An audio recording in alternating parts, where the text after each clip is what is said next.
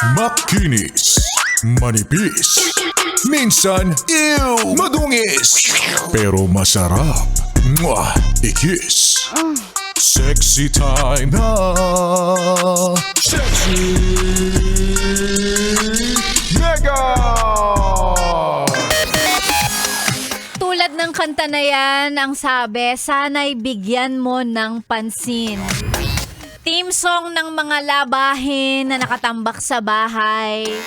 Alikabok na medyo kumakapal na.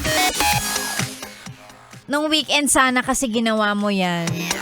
Naiintindihan ko naman. Ang sabi mo kasi sa sarili mo, nakakapagod talaga magtrabaho. Di syempre, pagdating ng weekend, naiintindihan ko naman kung mas gugustuhin mong matulog kesa sana maglaba, ganyan. Maglinis ng electric fan, di ba? Magpunas-punas kasi nga yung alikabok medyo kumakapal na na para bang walang tao ba dito? Sa bagay, ikaw pa naman yung klase ng tao na lagi nag-overtime, maalis ng maaga sa bahay tapos uuwi, alas 9 na. Di parang wala rin talagang tao dyan. O, di ba? Nung weekend na naman ginawa mo? Natulog. O, di naman kaya baka meron pa kasing ibang bagay na mas importante. So siguro baka may iba ka pang inasikaso, hindi mo na nagawa yung mga household chores kung tawagin. Kahit ilang sabi mo na sa sarili mo, hindi sa weekend na yan. Ay, dami ko pa palang titiklupin. Sa weekend na yan. Ayun, ilang weekend na yung nakalipas. So katulad nito, Lunes na. Naghe-hello na, mala Christmas tree na yung taas ng labahin.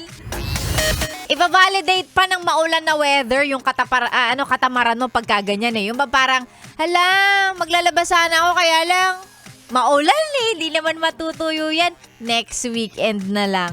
May damit pa naman ako. Yung mga conversations na meron tayo sa utak natin.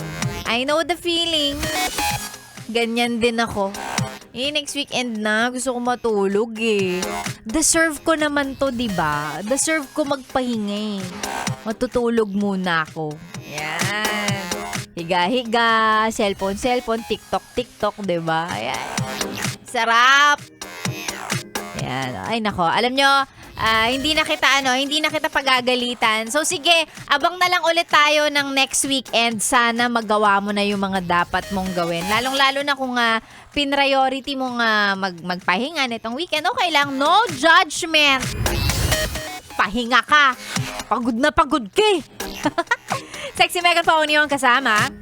Mag-hello muna tayo sa mga naka-tune in sa atin araw-araw, lagi-lagi pagka nakaradyo daw sila.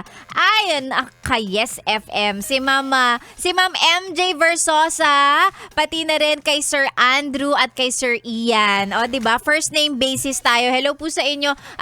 Mukhang nakasakay sila ulit sa ambulansya at nakikinig sa atin. Magandang umaga. Also, magandang umaga din sa mga nakatutok sa atin, sabi ni Alfred Marcelino at sa mga kasama niya dyan sa Palasan Valenzuela. Good morning po sa inyo. Sexy Megan po ang kasama hanggang mamaya tanghali dito lang sa 101.1 Yes FM. Solid! Settle down.